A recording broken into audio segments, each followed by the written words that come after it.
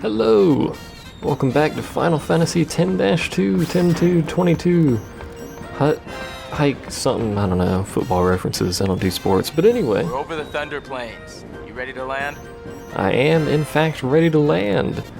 This is going to be the only combat, unless you're not running a charm bracelet. This is going to be the only combat in this chapter.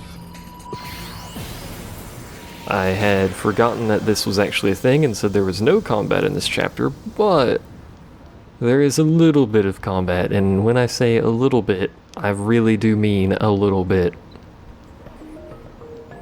We have to defeat the Salamander enemy, which, you know. Hello, Gullwings. Good to see you. Are you ready to sing your song? Shing Chong. Yeah, more or less. You ready? We've got a sticky situation. Some fiends have shown up to snack on the spectators.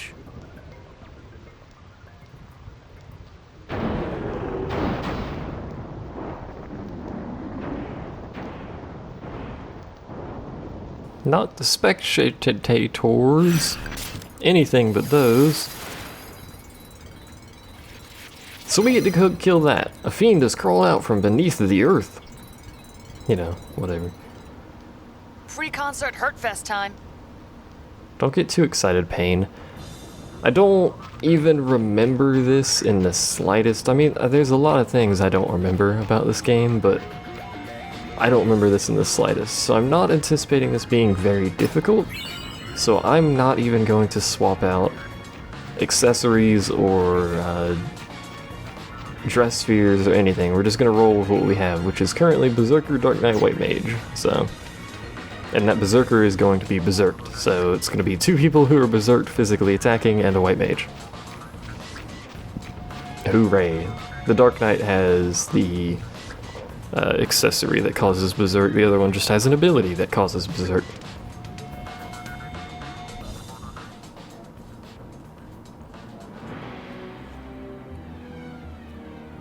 So welcome to the caves. It appears to have a split path system going on here. Not entirely sure why, but we still have a charm bangle, so again, the only combat we should be seeing is... I don't know where I'm going. The only combat we should be seeing is the boss, which I imagine, or I hope anyway, is not terribly difficult to deal with. Whoa, camera, chill out. Camera, please. Thank you. I appear to be going the right way. Hello. What's your name? Can we name him? Can we name him Bob? Let's name him Bob. How you doing, Bob? Did you have a good day? You appear to be hitting Yuna with the spike on your head? Horn on your head? Whatever you want to call it. Spike horn? Horn spike? So she's gonna berserk. Those two are just gonna hit the crap out of it, and Riku is going to theoretically attempt to keep Yuna alive. Yuna, however, is getting the crap beat out of her, so that might be a problem. We'll see. If it turns out to be difficult to keep people alive in this fight, because Yuna has no defense at all, we may have to swap Yuna to the White Mage, because Yuna is much better at healing. That zero defense is really going to hamper my ability to keep her alive if she keeps getting hit, though. Actually, Pain took quite a lot of damage there as well. Riku took quite a lot of damage there as well. I'm noticing oh, it's dead. I'm noticing a pattern. Our damage output's really good, we just have like no defense. Normally, I got a trophy. Normally we kill stuff before it really gets a chance to do anything to us though, so that's kind of the big advantage of heavy hitting classes. I got an achievement, yay. And we got a black ring. What is a black ring? That's a Karma Grid. It's not where the black ring would be. There it is. Nullifies gravity damage. Interesting. And we got a Crimson Ring, which you should be able to have guessed what a Crimson Ring does. There we go. I don't know why it wasn't letting me jump, but it wasn't. And we can't go back the same way we came in, which would explain the very odd path system in this place. There's a chest here. There's a part of me that wishes there was an accessory that made chests appear on the map. That way, the mini-map, anyway. It's the only map in the game. I'm not sure why I had to specify that, but that way you could see on the mini-map for like a New Game Plus or whatever, you could see on the mini-map where all the treasure chests are. That would be irrelevant for me, because I'm not doing New Game Plus, but it would be nice to have. Plus, if you're doing New Game Plus, you're probably looking at a guide anyway. We're landing. If we cram any more people on board, this thing is gonna fall out of the sky. Fair enough. Is it going to give me a save point before we start this so I can check my percentage? Because that would be really nice.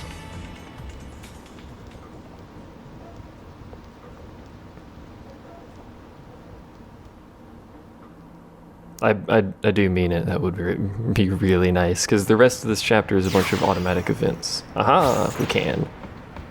I'm not ending it. It's only been 6 minutes into the video, but I do want to check up on the percentage, because if it's 72, I actually don't need to save to check on percentages because the Comsphere network, I keep forgetting about that. If it's 72, we're perfect. It's not.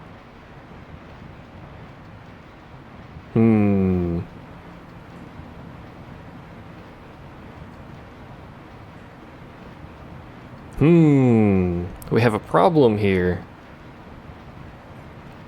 And this is what I was fretting about at the start of this chapter, is we have a problem here. And I don't know why. I did watch Crimson Report 2 and 3, right? I rested in the cabin, I talked to Payne on the deck, we viewed a bunch of Comspheres. We spoke to people on the bridge, we decided to have a concert, we did all this. What am I missing? I am concerned. We did watch both of the spheres, right? Sphere screen calibration. You're not gonna let me check it. Well, we have a bit of a problem here, because it's supposed to be 72 on the dot. Right? Yes. Which means I'm missing some.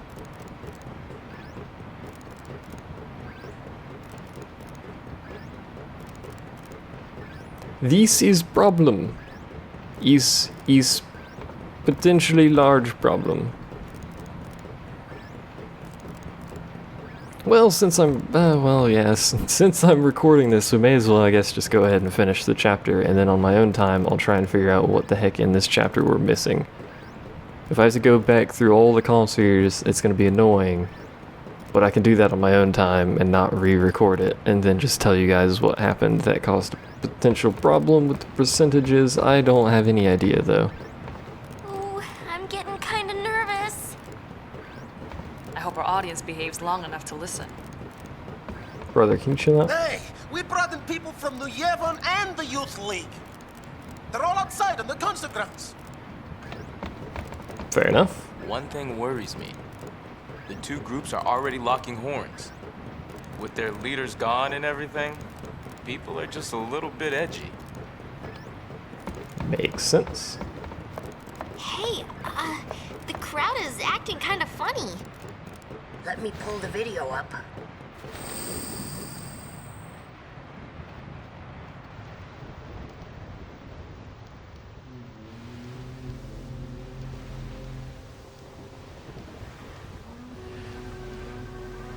Uh-oh, this could get messy. No kidding. The two groups have been bumping heads since they got on the airship. Yeah, looks like they're itching to start something. I'll pick up the audio. The Yevonites are here too? How am I supposed to enjoy the concert with them stinking up the air? Hey, you Youth League dogs will never be worthy of hearing the High Summoner sing. If the Praetor were here, he'd never let these maggots walk around spouting their nonsense.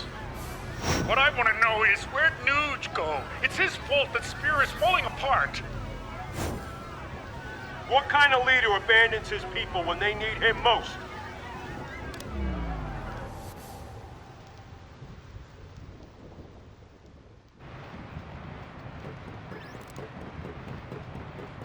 Don't they ever stop? Seriously. Well, Yuna, you're the one who wanted to do something. Yeah, but... Right? So let's do something. Right! Let's do it!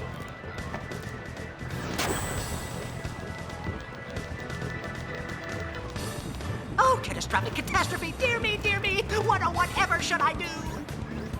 The spectators are making a spectacle! I don't even want to speculate! Please, do something, Yuna! Leave it to us! Leave it to me and my missing percentage. How do I actually start this? To talk to you? Yuna, we're counting on you! Ah, yeah, I do talk to him. I suppose that makes sense, I guess. So, the rest of this chapter, or well, at least most of the rest of this chapter is going to be automatic events anyway, so... And pretty sure all of it will be cutscenes or talking, so I guess enjoy the show. Or at least... Why? some of the show. Pete! Ready? Let's do it!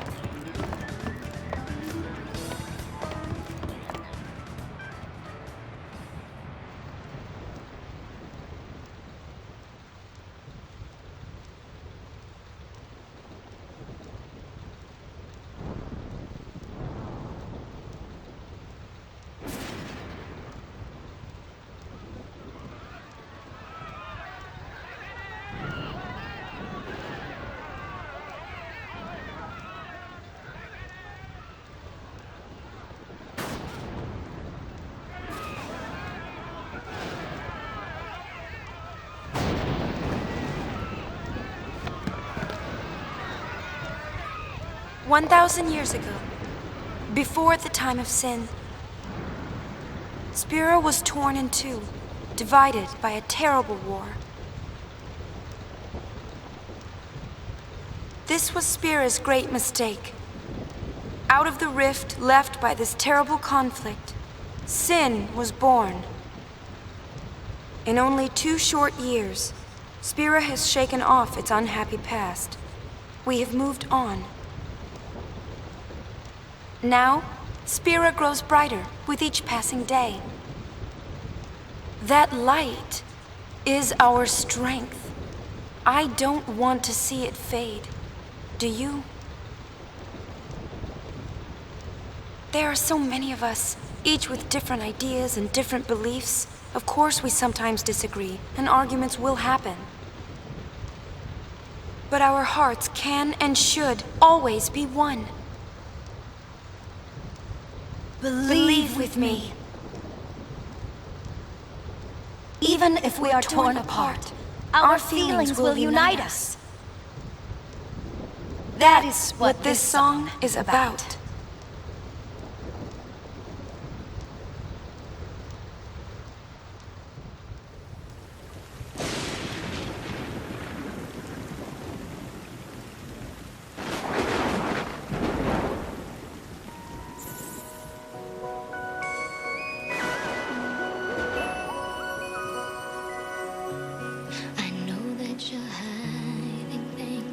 Using gentle words to shelter me.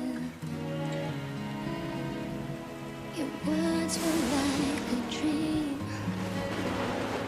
but dreams could never fool me.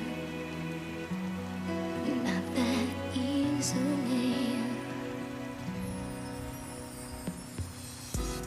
I acted so distant then, didn't say goodbye before you left.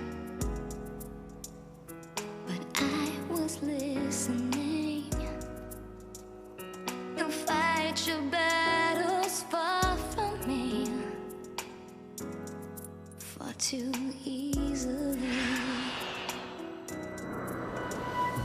Save your tears, 'cause I'll come back. I could hear that you whispered as you walked through that door.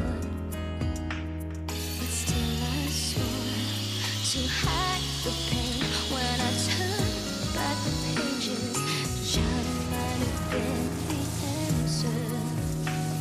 What if I'd cried my eyes out and begged you not to?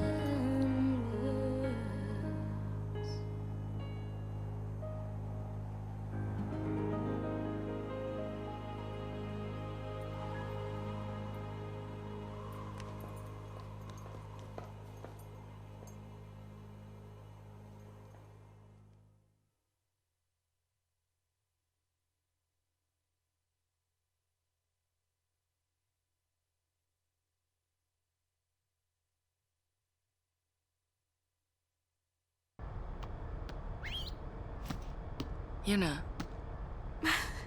I'm all right. I'm fine, really. It's past now. What did Shinra say?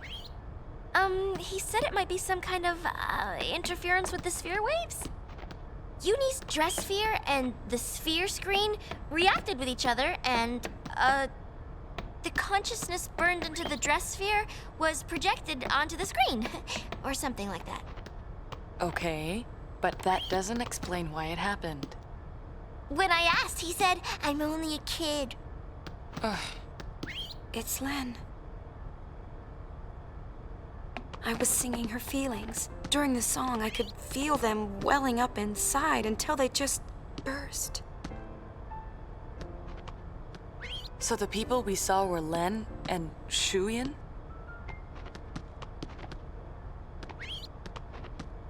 Everyone's waiting. Let's go.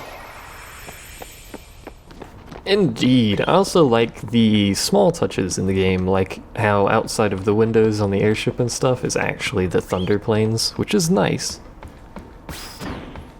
I'm glad they actually did that rather than just having the generic in the sky thing, but whatever.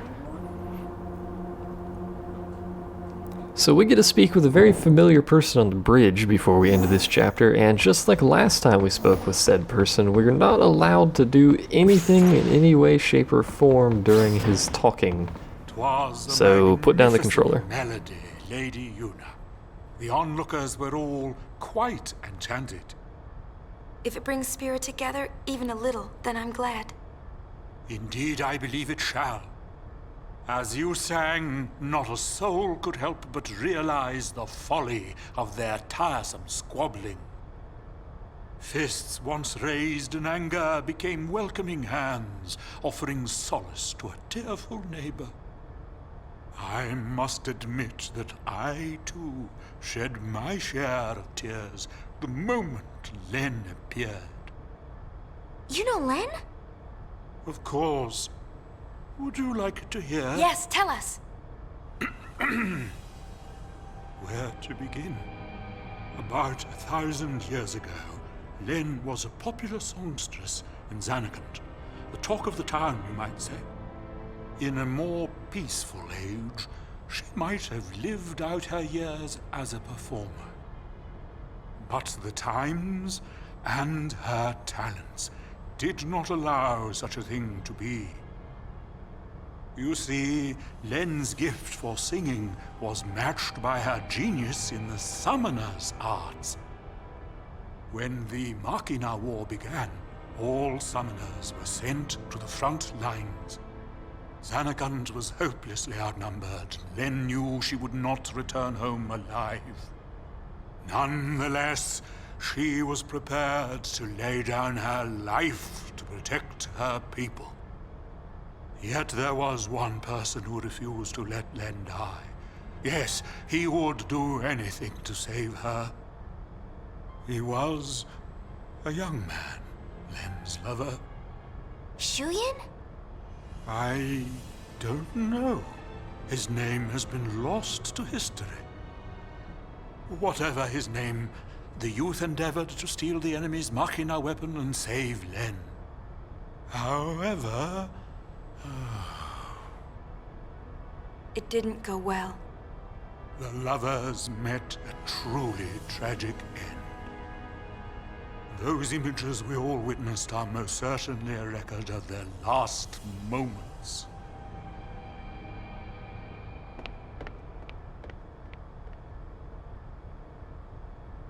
So Shuyin was Len's lover. And so that means the weapon that he tried to steal to save her must have been, Vegnagun, right? I think I can kinda understand how he felt.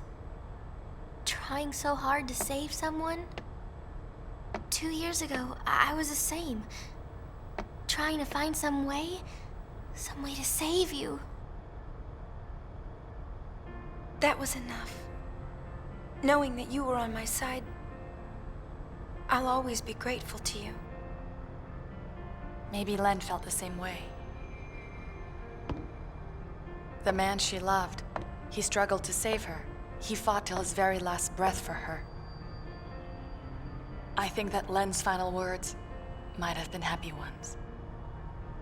I love you.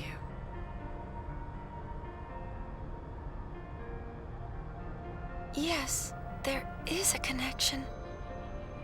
But wait. Everything is all wrong. He never heard. The one person she wanted to tell, he never heard her words. What do you know? It's LeBlanc's game. They want to see Yuna. I'll have them wait in the engine room.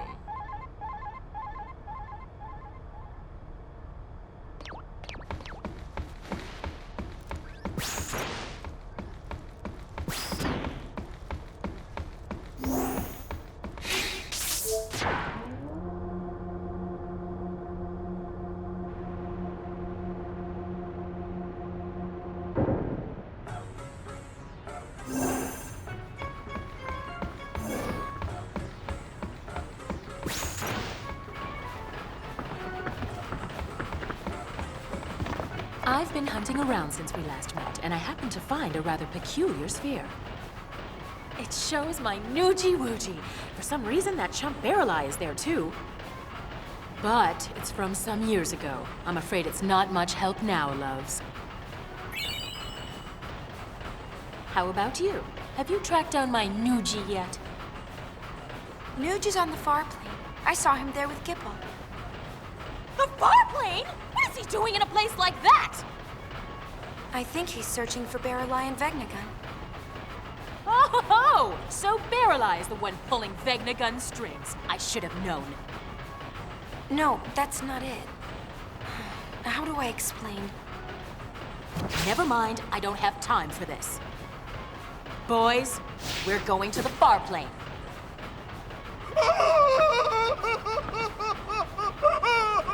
Anything but that, boss! We're no match for that sort of opponent. Now don't be silly. The power of love conquers all. It's decided. We're going to save Spira. Yes, ma'am. Well then, get this tanker moving. Before we save, and into the chapter as she practices her flailing of things. I'm not entirely sure what she's doing. Let's go ahead and grab all these chests since we're down here. I always forget to come down here, so I forget about the chests that are down here every chapter. It's like free loot. What's wrong with free loot? Alright. I think we just have to go back up. And it should end the chapter for us. If I am not mistaken, and by back up I mean back to the bridge. I think that ends it.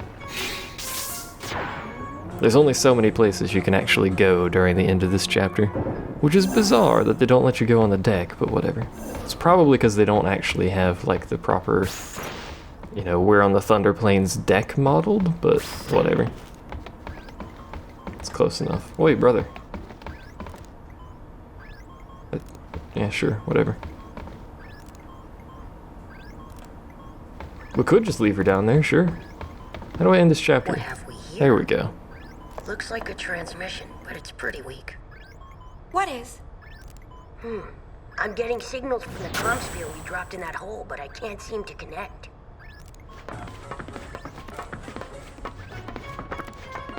Enough, little boy. Move aside.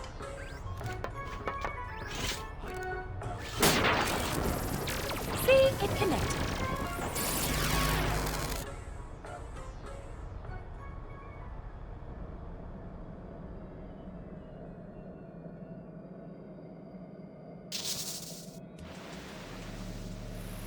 Inconceivable! Impressive machina. An invention like this could change the world. Whoever came up with this is a genius. He's got good taste. Guess I'm a genius too for fixing it. Anybody home? Gipple! I don't think he can hear us. No response. Some genius. Noogie! If you're done playing, let's go. Chill out. Lost your nerve? Hey, we're talking about Vegnagon. How the heck do you fight that thing? We can't even walk up to it without freaking it out. Or making it mad. But I've got a plan. If it doesn't work? Death will be my apology. Whatever, man. When a Death Seeker dies, that's no apology. What about LeBlanc? Well, she... What? What? Ugh.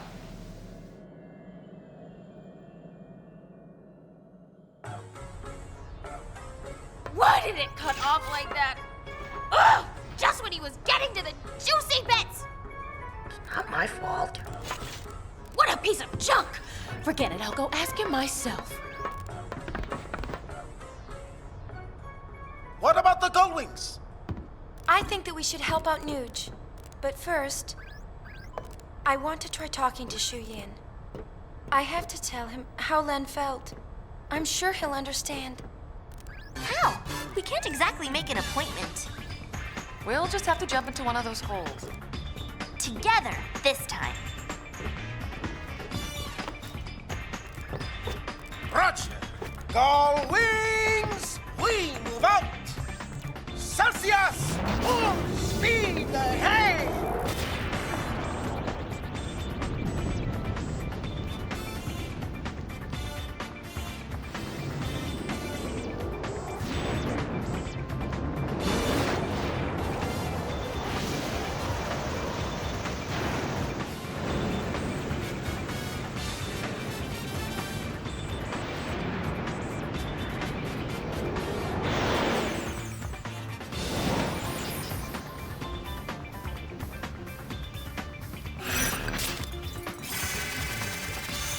So that's chapter 4 complete, technically. I've still got some weird percentage stuff going on that I'm gonna have to look into. We'll have to see about that, but at the end of this chapter you should be... Where did I save this? That's where I saved that. We'll make a new one. At the end of this chapter you should be at 75.6% for percentage completed herp derp.